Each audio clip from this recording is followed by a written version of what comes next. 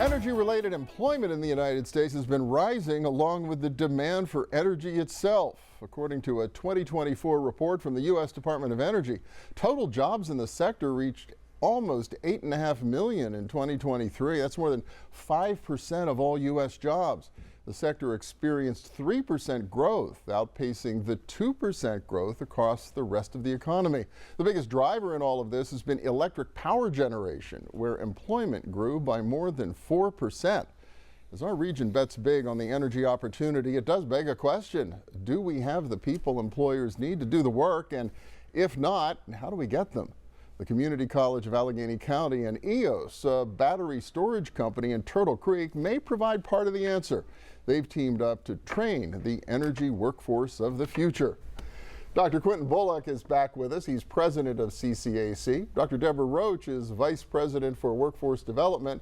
And Michelle Buczkowski is chief human resource officer with EOS. And welcome. Good to see all three of you. Good to be here. You've painted quite a picture during this hour this Sunday morning of a lot of opportunity, especially in the energy industry in our region. And you've actually been gearing up at CCAC over the past couple of years to meet this demand. Absolutely. CCAC has been intentional in positioning the institution to align and respond to the emerging workforce needs in our region by, one, ensuring that we have facilities to accommodate and bringing on board professionals in the fields to assist us in preparing the curricula, the workforce training, and being able to deliver upon requests. Now, a while back, you gave me a personal tour of the new facility on the north side, which is quite an incredible educational facility. Absolutely. It's a 60,000 square foot Center for Education, Innovation, and Training facility that's designed to make it accessible to all residents across Allegheny County and surrounding,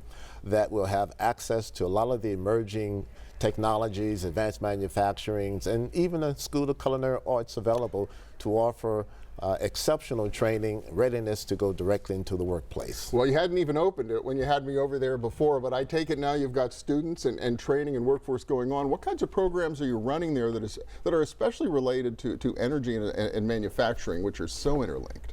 We run a lot of the programs there that are related to advanced manufacturing, including robotics. We do cybersecurity training there, and as Dr.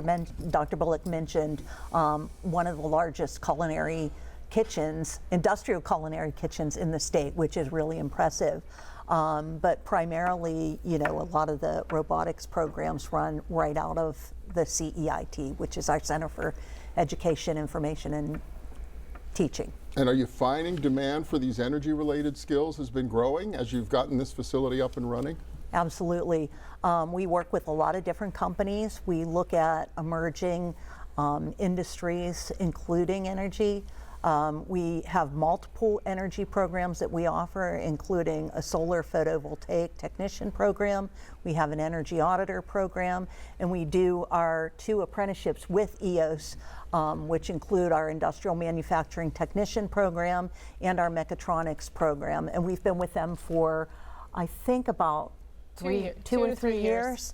And we've put through a couple dozen apprentices for EOS. We have their training is at our Braddock Hill Center, and they do their OJT right at EOS. Really convenient, all right there in the Mon Valley. So you started working with CCAC not long after EOS showed up here in town to start building these facilities, right? That's correct. We knew we needed to build a workforce. One of the reasons we selected Pittsburgh or ended up in Pittsburgh was because we knew we could build a workforce here.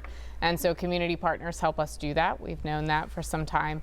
And reaching out to a CCAC who has existing apprenticeship programs that are already certified with the state offers tremendous benefit for us. So we were able to very quickly establish our roles within EOS and then partner up with a CCAC who can help get the training right off the shelf and ready to go. It has the core and foundational skill sets that you need in a lot of different industries. We are energy, but we are also manufacturing. And so those skill sets translate right into the business that we have. Yeah, and I know, hopefully everybody knows of EOS, but just in case, I know I mentioned battery storage, but what's the real differentiator that you all are doing here in the Mon Valley? Sure. That hasn't been done? We are utility grade energy storage, but really we can be applied anywhere where you need to levelize power coming off of the grid. And our unique aspect is that we are a non-lithium alternative, so we use a zinc aqueous fluid. It's a saltwater-based fluid. within our battery, and that means we are non-flammable, fully recyclable, and we are also 91% US-based supply chain. So we are rocking and rolling in the Turtle Creek. Yeah. Well, that's great. So yeah, sourcing supplies and then sourcing talent from our local region too, Absolutely. from the Mon Valley. And this is the kind of partnership. How critical is this kind of a partnership as you're thinking about how to educate the workforce? It's extremely critical because it's important that what we offer at the Community College of Allegheny County is preparing individuals to go to the opportunities within our region. And as new businesses come into the region, we want to ensure that we make the initial connection to talk about what are your workforce needs. And then we begin to work with them to identify any specialized training, any specific competencies, and as well as to explore ways that we can connect through internships or externships, or even provide job shadowing for individuals who are not sure about what exactly is an EOS, to have a chance to tour the facility and understand more about battery storage and see if it's a job that they'd like to train. So this can become a real ongoing relationship, right, with CCAC and the employer you're working with? Yeah, it's really important, and I think, as Dr. Bullock had mentioned, the most important thing is bringing industry and education together, because for so many years throughout my career, and I've worked on both sides, I think those two areas didn't talk, and it was like, well, we'll create programs and then, you know, industry, we don't know what they really need. But by reaching out early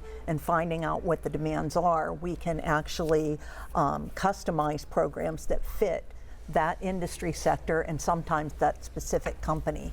And Michelle, what's it done for EOS to have this kind of dynamic and this kind of resource right here in your backyard? There's a lot of benefit to the employees that we hire at EOS, and so we are big believers that you don't really need much to get a job at EOS, just a willingness to work hard. And we like to hire directly out of the community, and so a partnership with someone like CCAC helps us then plan a future for someone coming in. If they have the willingness to come in and work hard, and they have an aspiration to continue to grow, they can enter into our organization at an entry-level position. We are unionized with the United Steelworkers as well, which helps provide some stability in the role that they're in. And then they can then opt to go down one of these apprenticeship tracks through CCAC. It helps get them a formal education.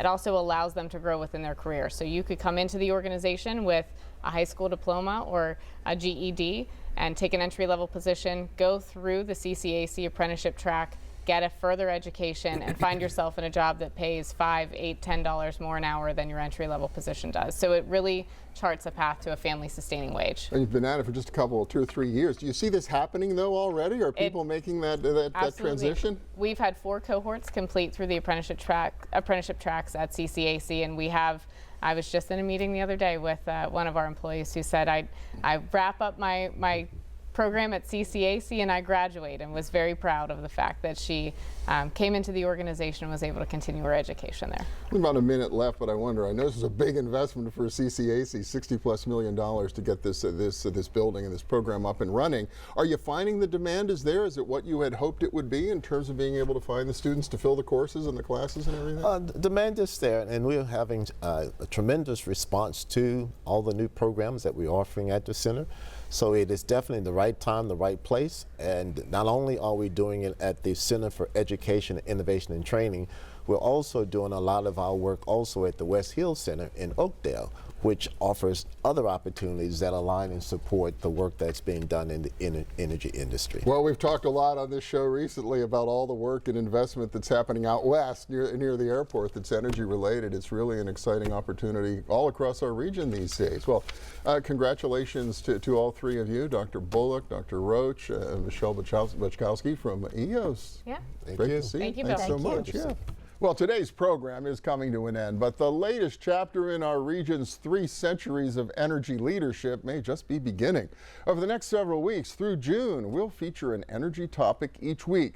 Everything from the $10 billion plan to transform the Homer City power plant to the growing EOS battery manufacturing operation in East Pittsburgh. We'll talk about the opportunities and what's in our way. So enjoy Memorial Day with your friends and family, and of course, have a prosperous week ahead.